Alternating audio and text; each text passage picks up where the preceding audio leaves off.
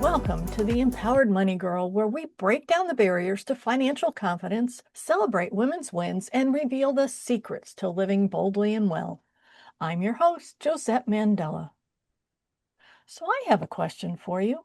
Have you ever wondered how secure your money really is in a digital world where fraud is getting smarter by the day? Karen Hsu is here to show us how it's done.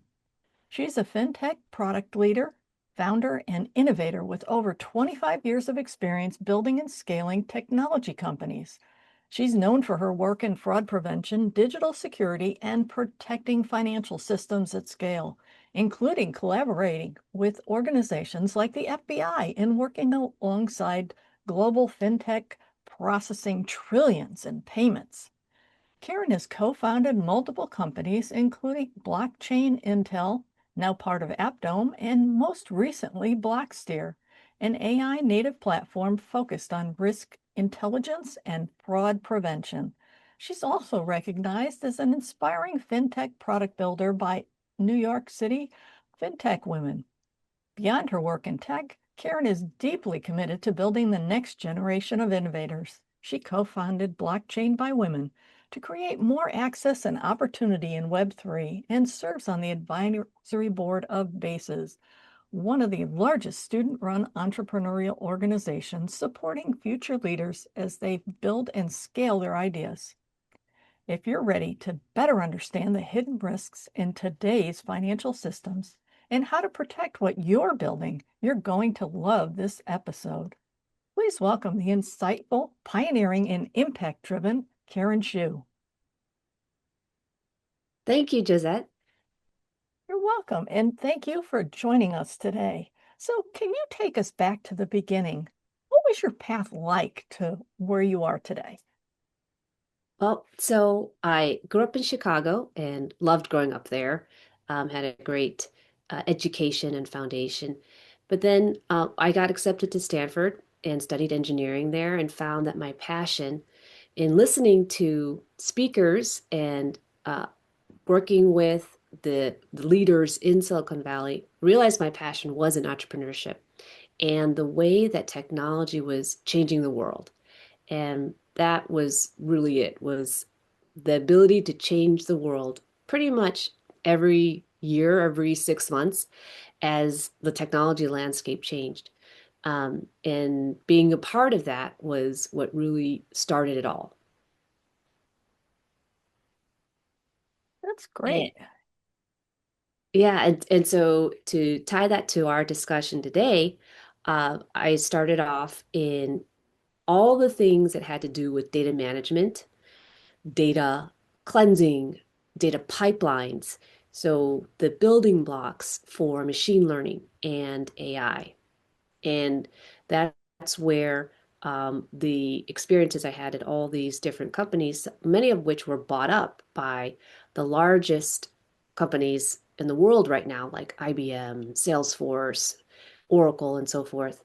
These small companies, or smaller companies, I should say, were building and innovating and creating value so that the large organization saw that and quickly acquired them after some time. And so it was through that experience then that I started and went into the blockchain space. So in 2016, I joined a company called BlockCypher, and we did a number of very interesting things because we focused on all the use cases that blockchain technology could be used in.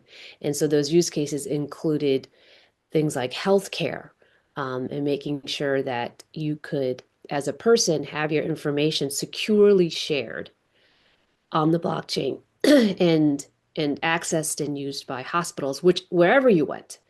And this was because I had a friend, I have a friend who has a serious eye condition that he didn't realize he had. And he was tested in New York for it, but then he moved to California. And in California, he had an infection and had to get retested. Now, the problem is the retests basically took so long that he nearly went blind. And so from then on, he carried a stack of papers. Even though he had the same test done in New York, he had to carry a physical stack of papers around because there was no way of getting this information to the hospital he was at. And so this sparked a use case that we did with a company called Patientory, which is still working in the space in healthcare, to be able to easily and securely share this information for patients with the parties, with the hospitals, the medical providers that need it. Then we also worked in the energy space, and we did a project with the Department of Energy, and this was a project focused on renewables. And this is where we were able to show uh, peer-to-peer energy transactions being sent between two homes. So that we actually had two homes in the lab, and they were able to send solar energy to each other. And we recorded that information on the blockchain. Now, the beauty of using the blockchain is that it is this database. This, think of it as a giant Excel spreadsheet that can be shared by everyone, whether it's the government, the utility, the two parties, or multiple parties in peer-to-peer transactions. And so you had this giant spreadsheet that everybody could see. And so it recorded all the transactions between the parties, where the funds went, who they went from to, um, how much energy was sent back to the grid, or used over the grid, or the, say, taxes or fees that had to be paid, to the government. Mm. And so it was a great way of showing how this technology could be used to share data reliably, consistently, transparently to all parties involved, very much like the healthcare use case. And of course, we did many studies in blockchain, sorry, in payments or financial use cases. And we also did a number of use cases around identity. So sharing, personal information, for an individual, so that you didn't have to, for example, show a common use case is, when we go to the store and we want to buy alcohol, for example, we have to show our driver's license. But our driver's license really has nothing to do with being of age. It's just that on our driver's license, it has our birth date. And Right. so um, with these tools, um, these identity tools, we were able to share this information, about a person's age or where they live without having to show all the other details that are completely Mm. irrelevant. And so there are a lot of use cases, um, and that's what's exciting. Now these use cases are being used and developed in the space. But of course, the most interesting one I think that people have gravitated towards is how blockchain relates to money. And so Mhm. the experience I would say that was most pivotal was, while I understood all these other use cases and saw them working at a high level, it was when I started mining that I really understood the power of what we were doing in a financial context. And this is where I built a machine, added the software to it to mine Ethereum. Now, I didn't mine very much Ethereum because I was doing this, in my house. I was using solar energy. We had just gotten a solar panel, so we were testing all that out to be carbon neutral with our mining efforts because that was really important to me to be able to prove and show and do. But when I was able to mine my first bit of Ethereum, I realized this was truly powerful because here I was using my machine to basically solve this gigantic math problem. But what I was really doing was confirming transactions and basically helping to process transactions with people I had never seen, with machines I had never dealt with. And it was all being recorded on the blockchain. And then I was able to get payment for that, which was just fascinating and opened up a whole new world. So this is where, if you look back at history for thousands and thousands of years, people have had to figure out how to deal with money. And if you have anything of value, right, that is money, So, back in the day, they traded seashells or necklaces or whatever it was that they thought was valuable, and then it became coins and all that. But it was all managed um, very centrally and by a small group of people, if you think about it at a higher level. And so that Mhm. was good and bad, right? And it was, if these people were good, then then yeah, things move smoothly and you got your money. But if people were corrupted, then yeah, then that's when things would go awry. So with the blockchain, because you have it's a decentralized network, um, people aren't easily corrupted in this framework, right? Because they really don't know each other. You're just using the machine to basically um, solve this complex this problem, but you're doing it in a way that is programmed, you know, to be fair effectively, right? Mhm. There's no way to get in and influence or change that. And yes, there are some ways to technically get in, but a lot of those, all those issues have been resolved or addressed. And so that's why Bitcoin, which was the earliest one, which was started in 2008, has survived for almost 20 years, right? It has not, um, it continues to grow, to thrive because of the way it has been set up. And all the other subsequent coins are the same way. Now, you would say, okay, well, and I hear this a lot, right? How can you believe that there is value in these things? And I said, well, we've been assigning value to Mhm. things since the beginning of time, right? For humans, True. right? Yes. Hmm. And so that value, even today, like if you have a United mileage account or some kind of airline rewards or some other credit card reward system, you are assigning value to the points that that credit card or airline gives you. Hmm. Right. They have assigned value to it, and you guys have agreed. So you and the credit card and this whole network have agreed that there is a value to these reward points, and it has X much value, right? To buy this Hmm. or to exchange for this service or that product or whatever. So again, it's not like the government has said the credit card, the airline, whatever reward system has its value. It is the social contract that has been set up between parties that are using and supporting this network. And that's So, such a great way to look yeah, at it because I think, like you say, that a lot of people think Bitcoin and they're like, ooh, that's, way out there. But on the other hand, when you look at it from this perspective, well, it's it's not really that far out there because it's not that really that much different from your reward points. It's just in a different medium that people aren't quite used to yet. exactly.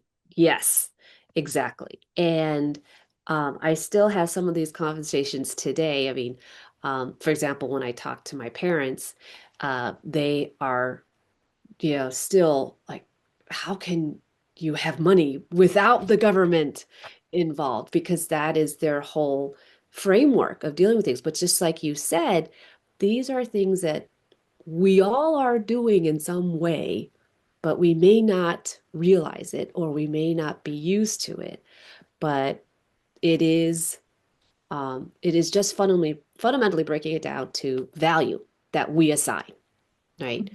And in the case of cryptocurrencies, digital assets, we all have assigned pretty much the same value, right? Yep. We are saying, um, this amount of Bitcoin is going to translate to this many dollars, and this many dollars is going to buy, so much. But as we've all seen with inflation, that Mhm. changes over time. And even government-backed currencies have that fluctuation. And we've seen that more in the US in recent years and in the past. But yeah, that is a fact. And and speaking of currency, did obviously you didn't get into this work to work with money per se. You got into it because you saw how you could use connections and make things happen, like that healthcare example that you had, where your your friend is in New York, has all these tests done, and then he gets to California, he has an incident. Now he needs his records, and they're like, sorry, we've got to start over from scratch because we can't get access to it. But when it comes to money, what kind of lessons did you learn early that maybe help translate into what you're doing now? Yes, so great question. Uh, so like I had mentioned earlier, I'm a data person. I was trained early. I have an engineering background, but my career in tech was all around data, understanding data, analyzing data, using data for purposes of um, understanding and later on detecting things like fraud and preventing security issues. Um, so so basically, what what I find most interesting about um, how this all relates to finance and um, to our discussion today is that the data that we have can be used to prevent bad things from happening, and that has been my mission. And so the first things that I did, so I'm a really risk averse person and I'm afraid to lose money. So the first things that I did when I learned that digital assets have value is figure out, okay, how am I going to protect myself? How am I going to, use the right wallets that are out there that won't get hacked into, that won't, are less likely to be defrauded. And so then, because of that, I started to build this risk framework personally, right? And I think we all do that, whether we think we do it or not. Um, I, because of my data background, like to associate it with specific points of data. And so then that risk framework that I developed for myself personally, I then started to see was useful as a construct in businesses. Hmm. And so that's where I developed and started Blockchain Intel because I saw that it was the digital asset industry was one that was transformative, and I believe that it was here to stay. It may take a while. Yes, there's regulations that we have to figure out because wherever there's money, you have to deal with regulations. But it was a technology that was transformative enough and it worked. Back to my mining experience, I knew it worked. um, and and that's why it was important to make sure that people were safe using it. So while I started with myself and understanding how I dealt with risk, I quickly applied it to a business context because I saw a lot of people talk about how, the exchanges that they used had been hacked into. Um, I started blockchain by women, for example, to help people understand risk mitigation. But as a result of that, people started coming to me and asking me, hey, do you do digital forensics and can help me with fraud? And I said, yes, of course. I'm going to show you to the best that I can where your funds have gone because as a data person, that's what I love to do. And so this is where all that data background came in. So everyone who has kind of like this passion for, money, for data, there's a lot of ways basically to do interesting things to protect yourself. But to me, it always starts and goes back to the data. And so building this risk framework is how I manage that. And was there a money belief that you ever had to undo or unlearn in order to get to where you are today? Um, yes. So the biggest thing that I found was, like we talked about before, that a dollar, right, was a dollar backed by the government. Like it had value because it was um, something the government said had value. And that was I wouldn't say it undo, but it was changed, right? As soon as I thought, well, I've been using reward points for years. That's the same thing. It's not backed by a government. So Mm. um, this is just on a bigger scale, right? And so it was shifting, it's more expanding, the realm of what we could think of as money. And um, to me, it was this spectrum. And when I realized it was a spectrum, or it was the choice that I have as a human being, that was so amazing now in this age that we live in, this choice we have to use government-backed assets, company-backed points, crypto, digital assets, all of these things were at our fingertips. And it's our choice, our frameworks that we have for risk or whatever that we have developed, tell us then when to use what. And um, for me, the digital leap was pretty much a no-brainer because 10, 15 years ago, I just stopped using cash. I thought it Mm. was dirty. It was inefficient. I never had the right coins. I just was like, I'd rather pay with, you know, at that time with credit cards. But then I started a company, and I had a lot of partners and contractors that were overseas. They don't use Oh, credit card. If I oh, were to what do they wire, use? so that was the thing. I mean, I Mm. could wire the money, but that cost a lot of money.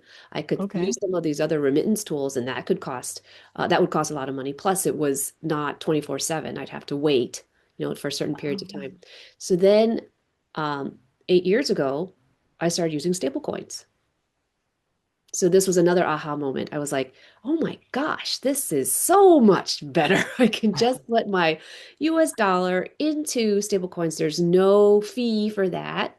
And then I just send the stablecoins to them, and there's no fee for that. I just have to pay taxes because I was, calculating the taxes I had to pay all along as a small business person.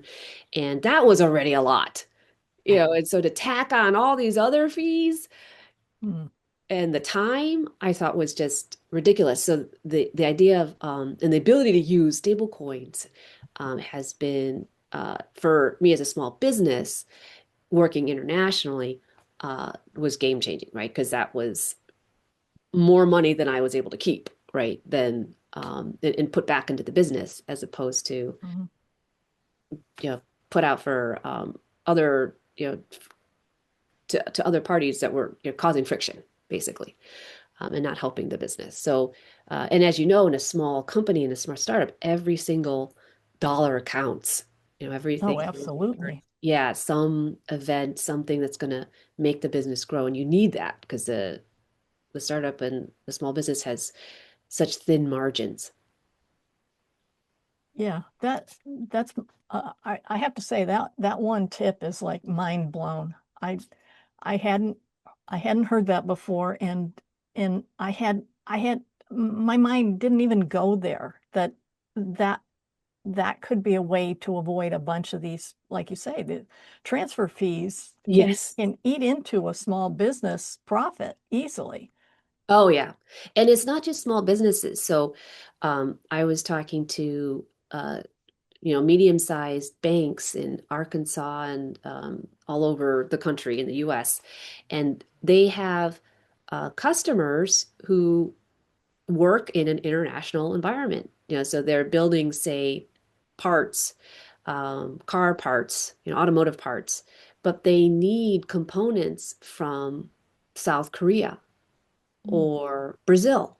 or someplace else, right? And so small businesses, large businesses need to be able to pay their partners, get paid by partners, and to do that efficiently means not having to pay all these fees, being able to do it 24/7 because everyone's on a different time zone. Hmm. And, like it or not, we are a global economy. That has what has made us more efficient, has allowed us to grow because we're a global economy. And so you look at these companies and they all need, whether it's small or large, they all need this. You look at, and this is actually, I mean, I can share this with you. There's a Standard Charter report on how stablecoin growth has dramatically increased. The trend, I mean, has increased over the last few years and is projected to be like 3 trillion in a few years, um, from the billions it is today. And, when I was starting 8 years ago, it was much smaller, but the trend is growing rapidly right now. But you can look at anywhere from, say, taxi drivers or people who are, just earning an income from the services they provide, putting whatever currency they have, so whatever local currency they have, into stable coins. And this is oftentimes in other countries, right, like Latin America or Asia or certain parts of the world. Um, where the local currencies are more volatile. So Mm. they will, as soon as they get the local currency, put it into stable coins. Um, and that makes it a lot easier for them to hold on to the value that they initially Mm. got. Because if their local currency is changing a lot, they obviously they want to make sure that they can retain that original value before it goes down. So that trend has shown an uptick um, in usage. There's what you and I are talking about, like the small businesses to medium-sized to large businesses are looking at this. And I know that last year, every bank that I spoke to and all the consulting companies I spoke to who were working with banks said that stable coins was a huge part of their research and projects that they were starting because of all the benefits. So in addition to being 24/7, no fees, it's programmable.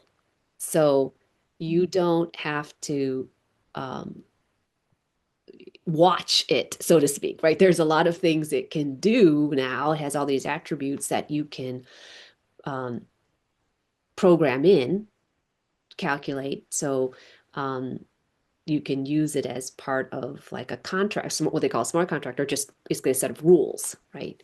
Hmm. That you didn't have before with just cash or the traditional types of money. So there's a lot that is more flexible, more interesting, and yeah, it's part of the future. And so I was at this conference just a few weeks ago. This is um, uh, a payments conference or a fintech conference, and there was a panel where one of the speakers was a founder of a remittance payments company. So he is part of this world that is dealing with, the more traditional ways of if I'm here in the Hmm. US and I send money to any other part of the world in another country, I have to go through them and I pay a fee, right? A Yep. remittance fee. And even he said the future is AI and stablecoins, because you have this programmability that's built in to the stable coins that hasn't been there before and will make things a lot more interesting, a lot more efficient and powerful. Yeah. So, what advice would you have for a woman who's just starting to build her financial independence, especially if she's relied on a partner in the past for that? I mean, you have a lot of ideas here, and I'm just curious what your view is on how she would do that. Yeah. So I would just start with investing and picking.